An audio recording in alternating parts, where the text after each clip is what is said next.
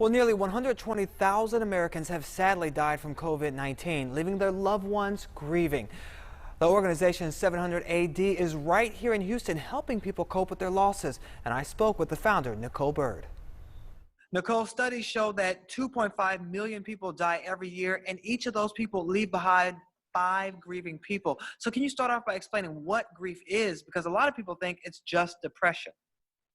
Yeah, so grief is a very natural human emotional response to a major loss.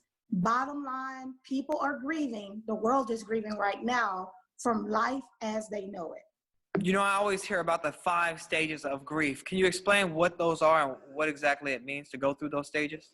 Well, there was a doctor by the name of Dr. Kubler-Ross who kind of defined grief, the process of it in 5 stages: denial, anger, bargaining, depression, and acceptance.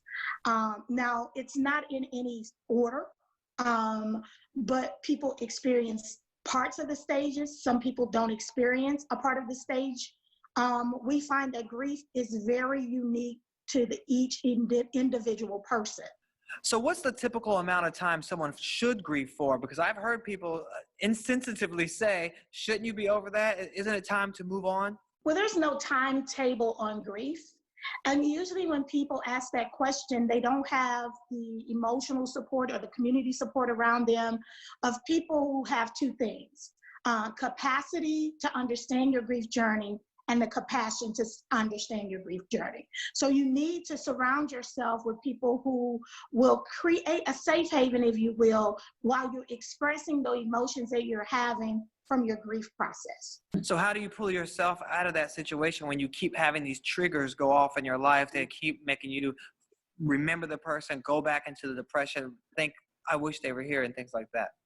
So the first thing we need to have in mind is a goal for our grief journey. And that goal is, for me and in my organization, is to grieve with hope. And so hope means is that you're in a space of expectation that even though I'm in a disappointing space in my life, there's an expectation that I can move forward. There's a future even without the person or the thing that I may be grieving.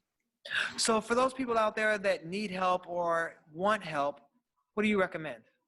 There's 2 things that you can activate right now. And the one thing is the person has to make the decision to heal.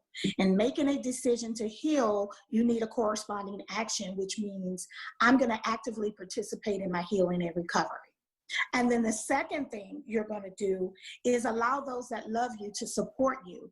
And that can come in forms of both community support and emotional support. And you also have some resources for your organization to help people as well, right? That's correct. 700 AD offers those 2 elements, emotional and community support. And through talking, through grief support chat groups, women can get in a safe haven space where they express their feelings and share their stories with other people. Nicole Bird, thank you so much for all of your great advice. Thank you. Thank you for having me. For more information about Nicole and her organization, visit her on Instagram at Nicole_Bird.